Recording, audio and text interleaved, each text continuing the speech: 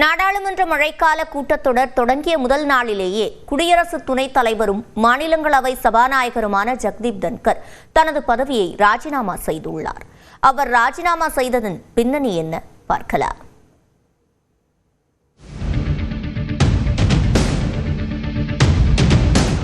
I would urge the leader of the house to see that they maintain decorum. காலையில் மாநிலங்களவையை இவ்வாறு வழிநடத்தி வந்த குடியரசு துணைத் தலைவர் ஜெகதீப் தன்கர் நேற்றிரவு தனது பதவியை ராஜினாமா செய்வதாக திடீரென அறிவித்துள்ளார்.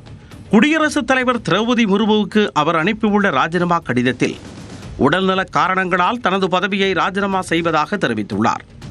பிரதமர் மற்றும் அமைச்சரவை சகாக்களின் ஒத்துழைப்பு ஆதரவிற்கு நன்றி கூறியுள்ள தன்கர், இந்தியாவின் வளர்ச்சி பாதையில் குடியரசு துணைத் தலைவராக பணியாற்றிய அனுபவத்தை பெருமையாக கருதுவதாக குறிப்பிட்டுள்ளார்.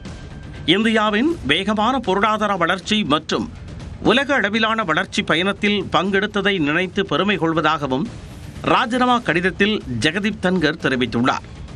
ராஜஸ்தான் மாநிலம் கிதானா கிராமத்தில் 1951ஆம் ஆண்டு விவசாய குடும்பத்தில் பிறந்த ஜெகதீப் தன்கர் தற்பொழுது 74 வயதை நிறைவு செய்துள்ளார்.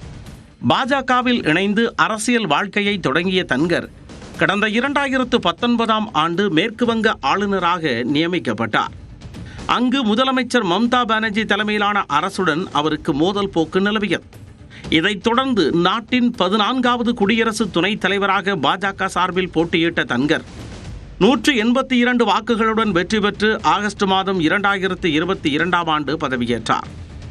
இந்நிலையில் குடியரசு துணைத் தலைவராக 3 ஆண்டுகளை கூட நிறைவு செய்யாத தன்கர் திடீரென ராஜினாமா செய்திருப்பது பல்வேறு கேள்விகளை எழுப்பியுள்ளது.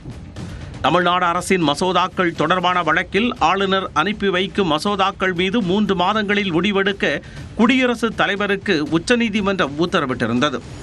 இது தொடர்பாக டெல்லி பல்கலைக்கழகத்தில் நடந்த நிகழ்ச்சி ஒன்றில் பேசிய தன்கர், குடியரசுத் தலைவருக்கு நீதிமன்றம் உத்தரவிட முடியுமா என கேள்வி எழுப்பி அதிருப்தியை வெளிப்படுத்தியிருந்தார். குடியரசுத் தலைவரை நீதிமன்றம் இவ்வாறு வழி நடத்துவதை அனுமதிக்க முடியாது எனவும் காட்டமாக கூறியிருந்தது பேசுபொருளாக மாறியது. இதற்கு பதிலளித்திருந்த உச்சநீதிமன்ற தலைமை நீதிபதி கவாய், அனைவரை விடவும் அரசியலமைப்புதான் மேலானது என கூறியிருந்தார். இந்நிலையில் குடியரசுத் தலைவரின் அதிகாரம் தொடர்பான வழக்கு உச்சநீதிமன்ற தலைமை நீதிபதி கவாய் தலைமையிலான அமர்வில் இன்று விசாரணைக்கு வரவுள்ளது. விசாரணையின் போது தன்கரின் கருத்து குறித்து விவாதிக்க வாய்ப்புள்ளதாக கூறப்படுகிறது. இந்த சூழலில் குடியரசு துணைத் தலைவர் தன்கரின் ராஜினாமா கவனம் பெறுகிறது. அதே நேரம் இதயம் தொடர்பான சிகிச்சைக்காக கடந்த மார்ச் மாதம் 4 நாட்கள் அவர் தனியார் மருத்துவமனையில் அனுமதிக்கப்பட்டிருந்ததையும் கருத்தில் கொள்ள வேண்டியுள்ளது. மாநிலங்களவையில் சபாநாயகருக்கான இடம் காலியான நிலையில் துணை சபாநாயகர் ஹரிவன்ஸ் நாராயணன் சிங் அவையை வழிநடத்த உள்ளார். குடியரசு துணைத் தலைவரின் காலி இடத்தை 60 நாட்களில் நிரப்ப வேண்டிய சூழலில் அடுத்த குடியரசு துணைத் தலைவர் யார் என்ற எதிர்பார்ப்பு எழுந்துள்ளது.